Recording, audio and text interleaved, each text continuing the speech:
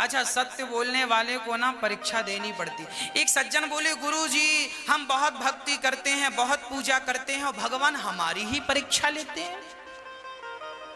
अरे भैया, जो विद्यार्थी पढ़ता है उसी की तो परीक्षा होती है, जो गिल्ली डंडा खेल रहा उसकी थोड़ी परीक्षा होगी। जो विद्यार्थी स्कूल जाता है परीक्षा उसी की होगी, या जो बच्चा स्कूल नहीं जाता उसकी परीक्षा होगी? ये बताओ। जो बच्चा केवल गुल्ली डंडा खेलता है, कंचे खेल रहा है और खेल रहा है, बस स्कूल नहीं जाता, जो स्कूल गया ही नहीं, नाम लिखाया नहीं, उसकी परीक्षा होगी क्या? बोलो भाई मेरी माँ, परीक्षा किसकी होगी? जो पढ़ रहा है, जो पढ़ता है और अपने आप को बढ़ाना चाहता है, आगे क्लास में जाना, उसकी क्या होगी? जो अपने आप को आगे की क्लास में नहीं लेकर जाना चाहता उसकी परीक्षा नहीं होगी। हाँ, भगवान तुम्हारी परीक्षा ले रहे हैं, इसका सीधा अर्थ है कि भगवान तुम्हें परीक्षा लेकर अगली क्लास में बिठाना चाहते हैं, तुम्हें पास करके बड़ा बनाना चाहते हैं, इसलिए तुम्हारी परीक्षा है। किस किस की परीक्षा ली? सुनो, राजा हरिश्चंद्र की परीक्षा ली के नहीं? राजा मोरध्वज की परीक्षा ली। राजा हरिश्चंद्र की ऐसी परीक्षा ली कि पत्नी हरिश्चंद्र और आपका बेटा रोहित, तारा हरिश्चंद्र और रोहित तीनों बाजार में बिक गए। बिके कि नहीं? हरिश्चंद्र को डॉम के यहां चांडाली करनी पड़ी कि नहीं? तारा को कुएं से पानी भरना पड़ा, भट्टे में कोयला डाल के रोटी पकानी पड़ी कि नहीं? अब आप कहेंगे राजा तो बड़ा सत्यवादी था, हरिश्चंद्र ने झूठ नहीं बोला कभी, बड़ा सत्यवादी धर्मात्मा। और आप कहेंगे उसकी परीक्षा, अरे भैया उसकी परीक्षा ना होती तो आज हरिश्चंद्र को जानता कौन? कौन जानता? फिर दबे होते कहीं किनारे में पन्नों के नीचे। आज इनका नाम चमक रहा है चांद की तरह, तो परीक्षा ली तब तो चमक रहा है, बिना परीक्षा के चमकेगा? आपके जीवन में संकट आए तो हारना मत, ये समझ लेना परमात्मा तुम्हारी परीक्षा ले रहे हैं और आपको इस परीक्षा में पास होकर दिखाना है बस। मोरध्वज एक राजा थे। ऐसे राजा थे जिनका नाम था मोरध्वज। उन्होंने आए हुए याचक को कभी खाली नहीं भेजा। नाम क्या था? मोरध्वज। इनके कोई संतान नहीं थी, तो बड़ी पूजा पाठ आशीर्वाद लिया, तब यज्ञ किया। उस यज्ञ की कृपा से इनके घर एक पुत्र की प्राप्ति हुई। नाम रखा ताम्रध्वज। अभी बच्चे का बहुत लाड़ प्यार था, माँ बहुत प्यार करती थी, पिता बहुत प्यार करते थे, तोतली तोतली भाषा सुनते थे, उससे बात करते थे। एक माता पिता जितना प्यार करते हैं बच्चे को, वो कर रहे थे। राजा का नियम था कोई याचक घर से खाली नहीं जाएगा। अच्छा, मोरध्वज वहां नर्मदा के किनारे, उनका महल कहाँ था? नर्मदा माँ के तट पर। और यहां यमुना के तट पर धर्मराज युधिष्ठिर ने यज्ञ किया। उस यज्ञ में इतने लोगों ने खाया और इतना दान लिया कि अर्जुन को अहंकार हो गया। कहो कन्हैया, हमारे भाई जैसा दानी कोई है? भगवान मुस्कुराते हुए सिर नीचे किए। अर्जुन बोले, आप मुस्कुरा रहे हैं, मतलब कोई राज है? भगवान बोले, तुम्हारे भाई का नाम तो दानियों में सबसे नीचे। अच्छा, तो ऊपर किसका है? भगवान बोले, मेरा एक भक्त है जिसको मैं बहुत प्यार करता हूं। कौन है? मोरध्वज। अच्छा, अर्जुन बोले, ऐसा क्या दान करता है? मैंने तो नाम नहीं सुना। अर्जुन बोले, मुझे परीक्षा लेनी है। भगवान बोले, चलो। अर्जुन और भगवान कृष्ण और साथ में यमराज, तीन व्यक्ति परीक्षा लेने गए। तीनों ने अपना रूप बदल लिया। क्या रूप बनाया? अर्जुन ने और भगवान कृष्ण ने ब्राह्मण का रूप बनाया, और यमराज ने बूढ़े शेर का रूप बनाया। वो क्या बन गए? बूढ़े शेर। सुबह सुबह मोरध्वज का नियम था, जो ब्राह्मण आ जाए, जो मांगेगा वो दिया जाएगा, जो मांगेंगे वो मिलेगा। अब भगवान कृष्ण और अर्जुन ब्राह्मण थे, बनकर गए ब्राह्मण और मांगा, भिक्षाम देही। मोरध्वज ने कहा ब्राह्मण आए हैं, अंदर बुलाया, चरण धोए, ब्राह्मणों की सेवा की। कहा महाराज आप क्या चाहते हैं बताएं। तो भगवान कृष्ण जो ब्राह्मण के रूप में थे, उन्होंने कहा राजन आज हम आपसे कुछ ऐसा मांगेंगे आप दे ना पाओगे। राजा बोले महाराज आप मेरी सत्ता मांग लीजिए, सिंहासन मांग लीजिए, मैं अपनी सारी सिंहासन आपके कदमों में डाल दूंगा और जीवन भर जंगल में रहकर गुजारा कर लूंगा। आप मांगे तो सही, मेरा शरीर मांगेंगे मैं तलवार से काट कर दे दूंगा, मेरा राज्य मांगेंगे चुटकी में दे दूंगा, आप मांगिए तो सही। ब्राह्मण बोले इससे भी बड़ा मांगेंगे। क्या मांगेंगे आप? पहले वचन दो, संकल्प, हम मांगेंगे तो आप दोगे, ऐसा तो नहीं कि हमने मांगा और आपने इनकार कर दिया। मोरध्वज बोले महाराज आज तक मेरे द्वार से कोई खाली नहीं लौटा, आप जो मांगेंगे मैं दूंगा। संकल्प ले लो। हाँ हाँ लिया, पानी लिया, विष्णु विष्णु विष्णु श्रीमद् भगवते महापुरुषस्य विष्णु राज्ञः, पूरा संकल्प पढ़ा गया, कहा गया जो मांगेंगे दोगे, दिया। अब मांगो। ब्राह्मणों ने कहा हमारा शेर बाहर बंधा है, भूखा है, बुढ़ापा है शेर का तो दांत भी टूट गए, बूढ़ा है, दांत टूटे हैं, और सबसे बड़ी बात है कि वो महीने भर का भूखा है, बहुत भूखा है। हाँ हाँ तो क्या करना है? उसके लिए मांस चाहिए। अरे मोरध्वज बोली इतनी सी बात, मांस? मांस की व्यवस्था अभी करता हूं। किसका मांस दोगे? राजा ने विचार किया कि मैं यदि बकरे को मारता हूं तो हत्या लगेगी, भैंस को मारता हूं हत्या लगेगी।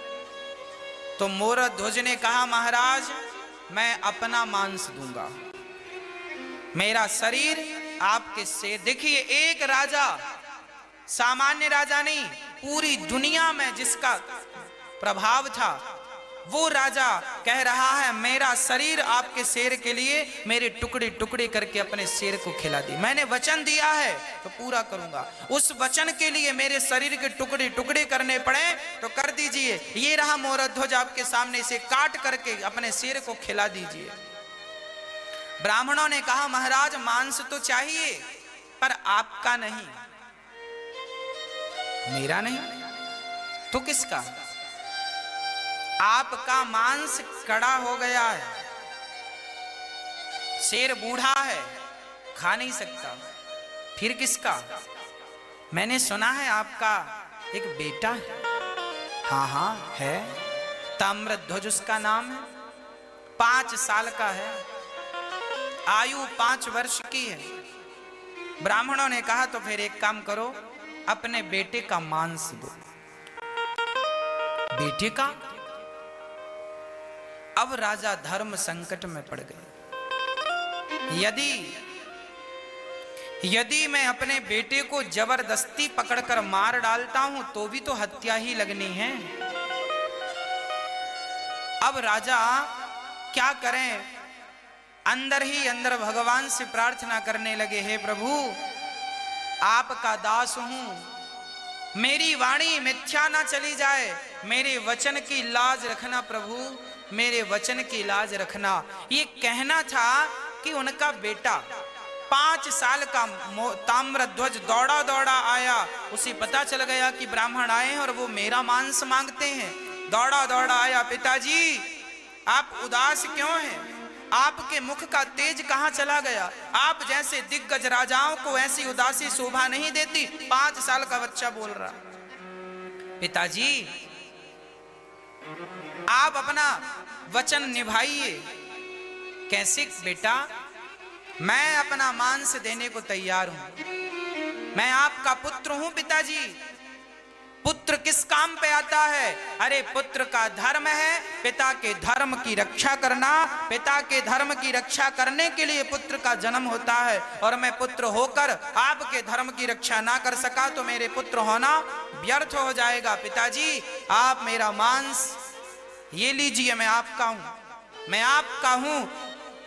आपका तेज मेरे शरीर में है, आपकी शक्ति मेरे, आप ना होते तो मैं ना होता। पुत्र के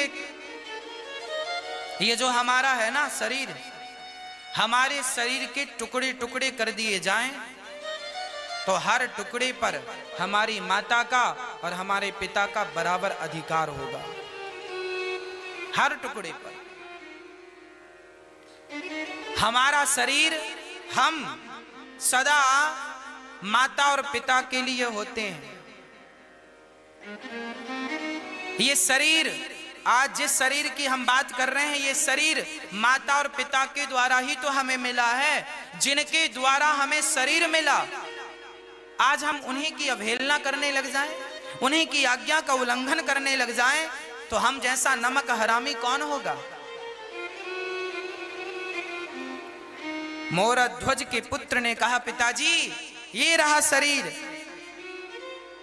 ब्राह्मणों से कहा, महाराज ये रहा मेरा बेटा, डाल दीजिए शेर के आगे।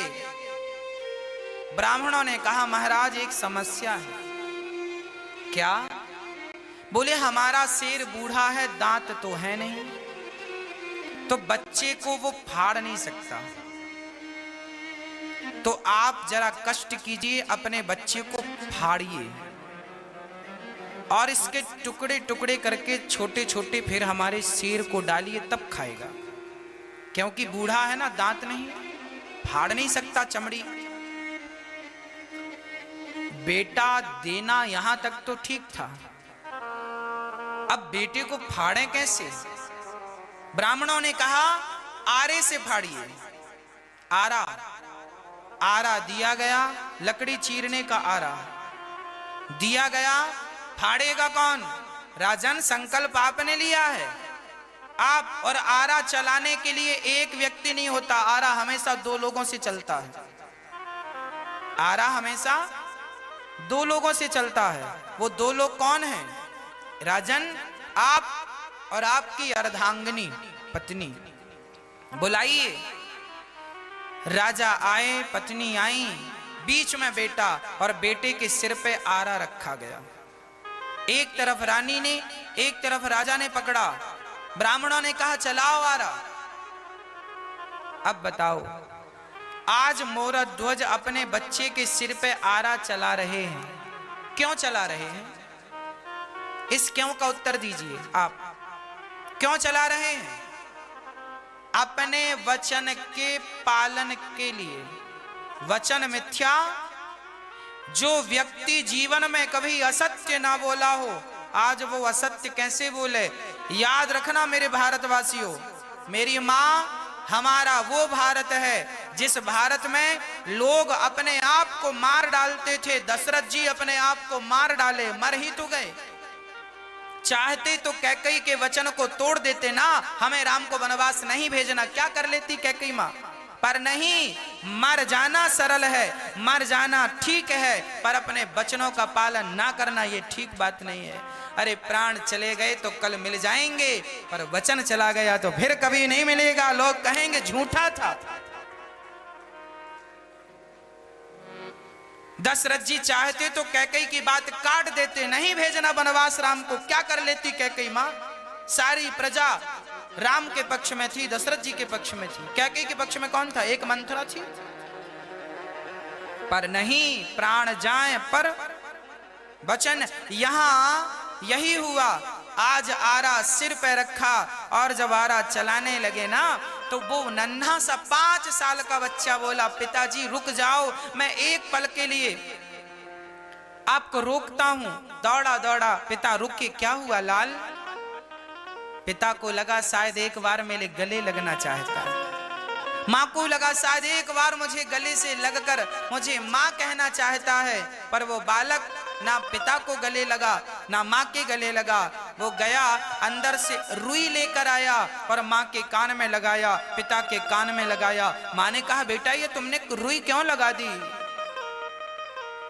कहा माँ जब आप आरा चलाओगी मैं दर्द के मारे चीखूंगा, चिल्लाऊंगा, और मेरी चीख आपके कान में पड़ी तो आप माँ हो, आरा चलाना रोक दोगी। और माँ यदि आरा चलाना रोका गया तो पिता का धर्म संकट में पड़ जाएगा, इसलिए मैं नहीं चाहता कि आप एक पल के लिए भी आरा चलाना रोकें। कान में रुई लगाया और खड़ा हो गया, भगवान के चरणों में समर्पण कर दिया और बस आरा चलाते गए। माता पिता देखते ही देखते वो बालक दो भागों में फट गया। मां रो रही है। ब्राह्मणों ने कहा खबरदार, मेरा शेर मांस नहीं खाएगा यदि तुमने आंसू बहाए तो। बच्चे को फाड़ना था और शर्त यह थी आंखों से आंसू नहीं आने चाहिए। याद रखना, भगवान की ओर चलोगे तो परीक्षाओं से गुजरना पड़ेगा। परीक्षा देने को तैयार हो तो भगवान में मन लगाना, और परीक्षा देने से घबराते हो तो फिर संसार में ही घूमते रह जाना। मोरा ध्वज आंसू पहुंचकर, रानी आंसू पहुंचकर खड़ी हैं, आंसू नहीं आने दे रहे हैं।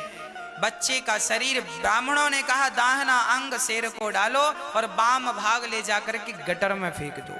रानी रो पड़ी। अरे क्यों रोई? महाराज मेरे पुत्र का दाहिना अंग आपके काम आया पर मेरे बेटे का दिया बलिदान आपके काम ना आया, इसलिए आंखों में आंसू आ गए। बाम भाग भी आपका शेर खा लेता तो मेरे पुत्र का बलिदान सार्थक हो जाता, पर उसका दाहिना बायां भाग काम ना आ सका।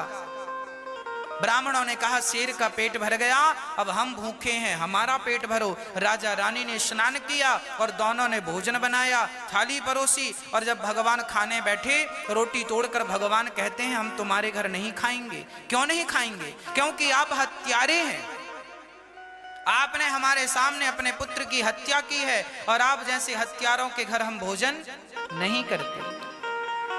मूरध्वज ने कहा महाराज मैं हत्यारा नहीं हूं, मैंने अपने वचन का पालन किया है और आपने मांगा है तो दिया है, मैंने हत्या नहीं की ना, तुमने पुत्र की हत्या की है, हम गवाह हैं, इसलिए तुम्हारे घर भोजन नहीं करेंगे, तुम हत्यारे हो। ये कहकर ब्राह्मण जाने लगे। मोरध्वज बोला हे नाथ, हे प्रभु, आज मेरे घर से अतिथि भूखा चला गया तो मेरा सारा पुण्य नष्ट हो जाएगा, मेरे पुत्र का दिया बलिदान नष्ट हो जाएगा, इसलिए नाथ मेरे पुत्र की रक्षा करो, लोग मुझे हत्यारा ना कहें, ऐसी कृपा करो। मैंने मन से, वाणी से, कर्म से सदा आपका भजन किया है, तो हे नाथ मुझे से संकट से उबारिए। और ये कहकर मोरध्वज ने कहा बेटा ताम्रध्वज, एक बार तूने मर के अपने पिता के धर्म की रक्षा की है बेटा, एक बार जिंदा होकर अपने पिता के धर्म की रक्षा कर ले। ये कहकर जब राजा धड़ाम से जमीन पर गिरे तो अंदर से आवाज आई पिताजी मैं मरकर भी आपके धर्म की रक्षा करूंगा और जिंदा होकर भी आपके धर्म की रक्षा करूंगा। देखा खड़े होकर तो बेटा ज्यों का त्यों खड़ा था, हृदय से लगाया, पलट कर देखा तो ना शेर था ना वहां कोई ब्राह्मण थे, वहां तो शंख चक्र गदा पद्म लेकर भगवान श्री कृष्ण खड़े थे। अर्जुन की आंखों से आंसू गिर रहे थे। मान गया मैं आप जैसा दानी ना भूतो ना भविष्यति। इनका मरा हुआ बेटा मोरध्वज का भगवान ने जिंदा करके वापस कर दिया। क्यों किया? क्योंकि धर्मो रक्षति रक्षिता, जब आप धर्म की रक्षा करते हैं तो धर्म भी आपकी रक्षा, जब आप सत्य की रक्षा करेंगे, आप कभी झूठ नहीं बोलेंगे, सदा सत्य के मार्ग पर चलेंगे, सत्य की रक्षा आप करेंगे तो वही सत्य आपकी भी रक्षा करेगा, ये मत भूलिएगा। मरा हुआ बेटा जिंदा हुआ। मोरध्वज ने कहा प्रभु आप क्या आप हमारी परीक्षा लेने आए थे? हाँ। तो क्या आपको विश्वास नहीं था हम पर? था। इस अर्जुन को विश्वास नहीं था। मैं कहता कि मोरा ध्वज सबसे बड़ा दानी है, कौन मानता, पर आज तुमने परीक्षा देकर बता दिया कि तुम्हारे जैसा दानी ना भूतो ना भविष्यति ना हुआ था ना कभी होगा। ऐसा दानी जो बेटे को बेटा दान करने वाले तो लाखों मिलेंगे, पर बेटे को वारिस से चीर कर यूं दान करना सबके बस की बात नहीं।